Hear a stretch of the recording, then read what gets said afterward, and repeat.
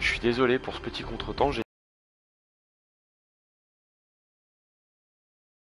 j'espère que ça va fonctionner.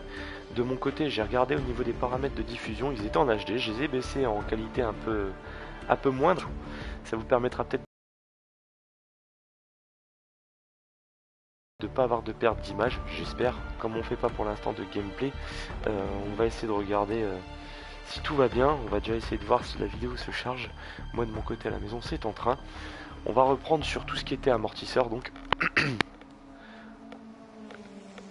J'arrive pas à voir si c'est revenu. Vidéo en cours de chargement. J'essaie de recharger la page.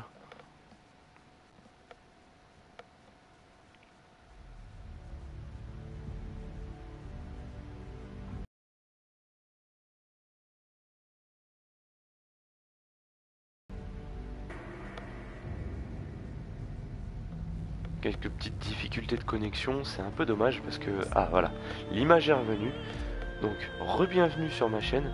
Je suis désolé que ça ait coupé, un petit problème au niveau de la diffusion. Je sais pas ce qui s'est passé entre la console et le PC.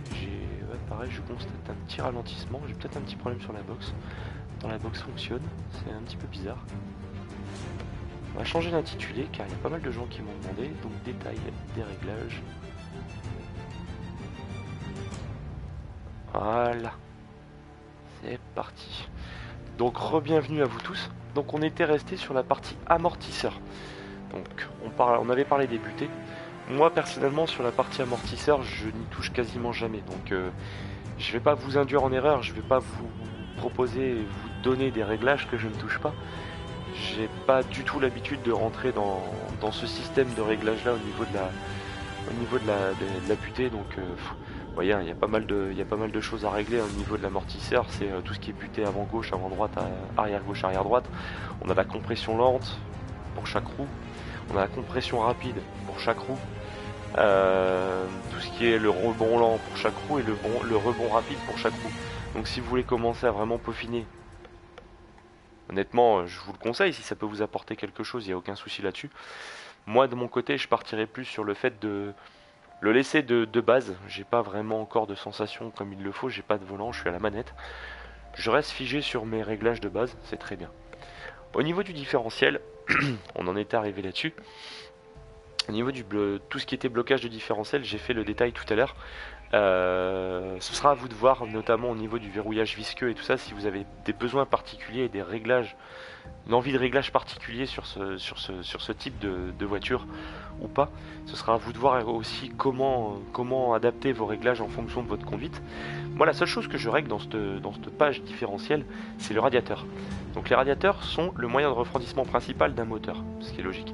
Une configuration ouverte permet à plus d'air de passer, alors qu'une configuration fermée signifie moins de résistance au vent et donc plus de vitesse.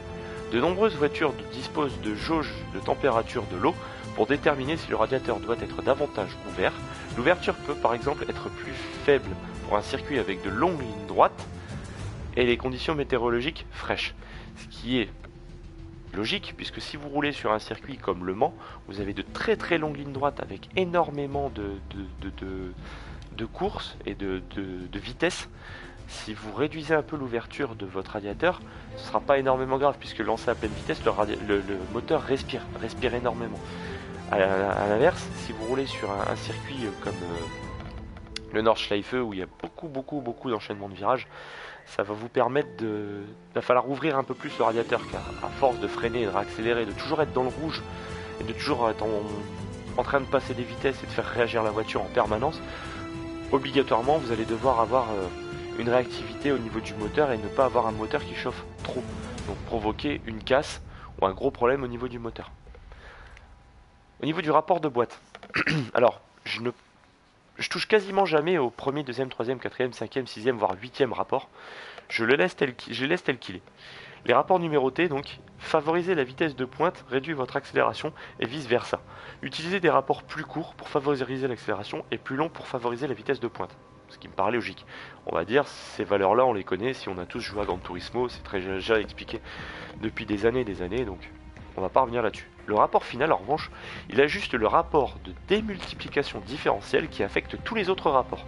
C'est assez intéressant parce qu'au lieu d'aller peaufiner un rapport à la fois, ne pas trop savoir où est-ce que vous allez avoir un point de rupture au niveau de votre passage de vitesse, ou même si vous allez avoir du patinage, c'est-à-dire une vitesse qui saute, donc vous allez être en deuxième, vous allez passer à troisième, ça va être trop court, vous allez devoir revenir en deuxième pour reclaquer la troisième, ce qui m'est déjà arrivé.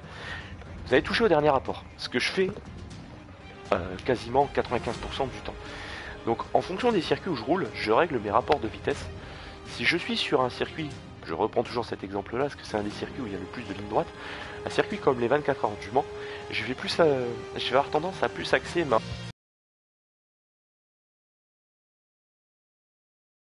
Ça m'est déjà arrivé de pas réussir à passer la dernière vitesse.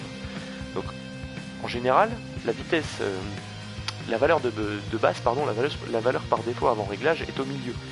Donc soit vous en mettez un vers la droite pour avoir une vitesse max un peu plus conséquente. Si vous allez rouler sur un Nordschleife ou autre, avec des virages, des bons enchaînements et des courbes assez serrées, descendez vers l'accélération d'un ou deux tirés.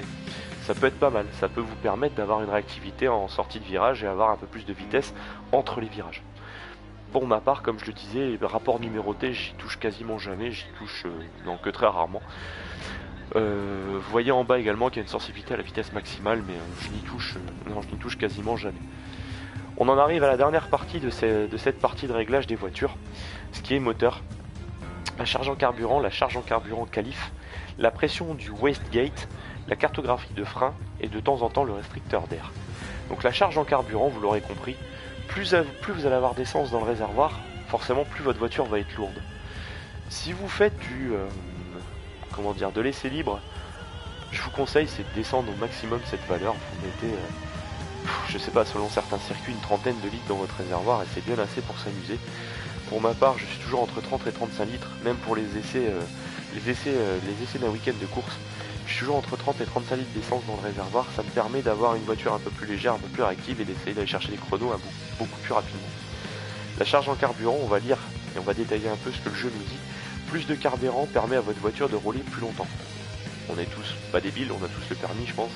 Donc vous imaginez bien que si vous n'avez pas assez d'essence, vous avez 200 km d'autonomie, vous voulez faire un Paris-Marseille, ça passera pas. Vous avez 8 à 900 km d'autonomie, vous voulez faire un Paris-Marseille, ça ira peut-être déjà mieux.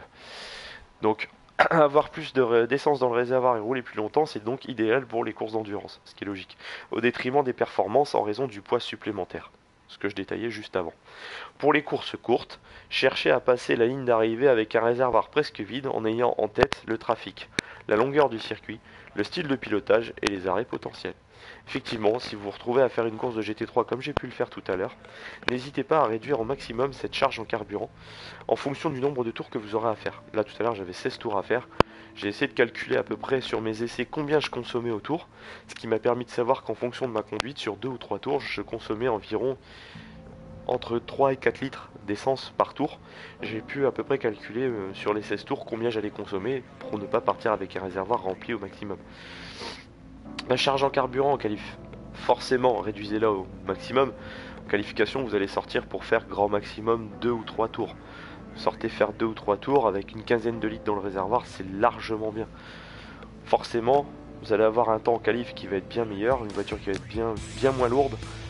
Ça va vous permettre d'aller chercher de bons chronos en fond, si ce n'est que vous arrivez à prendre de bonnes trajectoires. La pression du wastegate. Une pression basse réduit la quantité d'air qui atteint le turbo, ce qui diminue sa puissance. Une pression plus élevée améliore la circulation d'air et la puissance, mais augmente l'usure du moteur. Forcément, si vous apportez beaucoup plus de flux d'air dans le turbo en lui-même, votre voiture va beaucoup mieux respirer, va être beaucoup plus violente en accélération et va partir beaucoup plus vite. Mais malheureusement, ça risque de provoquer une usure moteur et une casse moteur. Si vous la diminuez, forcément vous allez perdre en puissance moteur, mais vous allez consommer moins de moteur. Comment je pourrais dire, c'est que vous allez user et beaucoup moins frapper dans votre moteur. Votre moteur va être beaucoup moins contraint et va être moins sujet à une casse. On passe à la cartographie. pour avoir plus de stabilité arrière lors des freinages lourds, mais cela peut générer du sous-virage dans les virages lents et avoir un effet légèrement négatif sur la consommation. Réduisez la cartographie de frein pour tourner plus facilement dans les virages serrés au risque que les roues ne se bloquent plus souvent si vous êtes trop agressif sur la pédale de frein. Effectivement, cette cartographie de frein, j'ai tendance à la laisser sur une valeur par défaut. Je joue avec, hein, je dis pas le contraire, ça m'arrive évidemment de l'avoir sur 3, comme de l'avoir sur 0. Je suis toujours entre ces valeurs, j'essaye de trouver le paramètre qui me plaît le plus. J'essaye de faire en sorte de trouver quelque chose qui peut m'apporter un gain sur le circuit. Maintenant, comme je vous l'ai dit, c'est au bon vouloir de chacun. Il faut se sentir à l'aise avec les réglages qu'on essaye. Ne réglez pas toutes les choses à la fois, réglez-les pardon, les unes après les autres. Ça va vous permettre de savoir où est-ce que vous en êtes, si ce que vous faites ça marche ou pas, si ça vous permet d'améliorer vos temps ou pas, et d'aller chercher un meilleur chrono ou pas. Pour ce qui est du restricteur d'air sur cette voiture, il n'est pas disponible, mais donc le restricteur d'air sert à équilibrer les performances d'une voiture par rapport aux autres de sa classe. Un paramètre plus bas diminue la quantité d'air entrant dans le moteur et donc la puissance, alors qu'un paramètre élevé augmente grâce à l'entrée d'air plus importante. Attention, ça revient quasiment à ce que la pression du wastegate fait sur le turbo, c'est-à-dire que là vous allez envoyer toujours plus d'air dans le moteur. Si vous en envoyez plus, vous allez rouler plus vite, mais vous allez abîmer plus vite votre moteur. On en a fini pour cette partie véhicule, donc on a fait le tour, on est revenu au panneau de pneus et freins. J'ai remis la voiture en défaut. On va aller sur le circuit de Spa-Francorchamps avec cette voiture, et je vais essayer de vous montrer et de vous détailler un petit peu comment elle peut réagir en fonction des réglages qu'on peut lui apporter. On va essayer de voir tout ça. Au niveau de la force feedback, je vais pas vous embêter avec ça parce que je n'y touche strictement jamais, j'ai pas de volant, je joue à la manette et j'ai pas trouvé d'utilité à ça. Donc pour l'instant ça me sert à rien d'y toucher. Au niveau du résumé de la voiture, donc ça vous fait un résumé global hein, de ce que la voiture fait. Donc vous avez l'avant gauche, l'avant droit, l'arrière gauche, l'arrière droit et l'arrière. Donc vous voyez un peu comment la voiture est réglée de base. Je vous laisserai détailler ça, vous avez tous le jeu je pense, vous pourrez voir tout ça en détail. Donc je vais ressortir de là, on va garder celle-ci. On va aller sur le circuit de Spa. On va pas prendre le circuit de Bordeaux, on va prendre le circuit de Spa-Francorchamps parce que c'est un circuit où je m'éclate pas mal. Alors on va mettre les conditions, on va mettre actuelles, nous sommes le 1er juin 2015, il est 10h30, on va laisser 10h, progression du temps, on s'en fout, moyennement nuageux, c'est à peu près ce que j'ai à la maison. On va rester là-dessus, on va passer donc là c'est bon, on est parti, on va aller sur le circuit. Donc vous allez voir, on va sortir avec les réglages de base de la voiture. Et vous allez vite pouvoir vous rendre compte que le véhicule a tendance à se promener très fortement de l'arrière. Elle a un contrôle de traction de base qui n'est pas forcément très bien réparti ni même très bien réglé, mais ça peut déjà aider certains.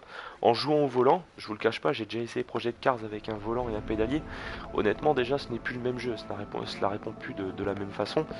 À la manette, honnêtement, on a beaucoup moins de sensibilité et la course de la manette par rapport à la course d'une pédale d'accélérateur, d'un volant et d'un pédalier, ça n'a rien à voir. Donc, je vous montre. Je vais rappuyer sur triangle. Mes réglages de base, mes réglages personnels s'étaient mis. Je vais rappuyer sur triangle pour mettre les réglages de la base de la voiture. Et donc là, vous pouvez voir que sur tous mes réglages, je suis repassé à des réglages que je vous ai montré tout à l'heure. Vraiment tout par défaut. Donc on va sauvegarder, on va sortir de là. On a tout remis par défaut. Et on va sortir, on va aller essayer cette voiture.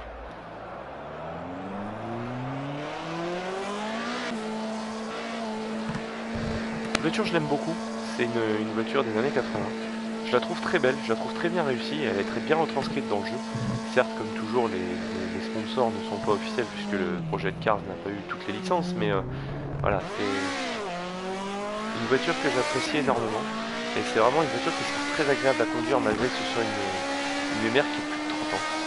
Maintenant vous allez voir, on va faire un tour de sortie plus un tour lancé, vous verrez que la voiture aura plusieurs façons de se comporter. Déjà vous pouvez constater le sous-virage que j'ai eu, du fait que mes pneus ne sont pas chauds. La touche gauche dont je vous parlais tout à l'heure, voilà, va me permettre d'afficher tout ça. Savoir à quel moment donc j'ai les pneus qui montent en température ainsi que les freins. Vous voyez que j'ai freiné très très tôt.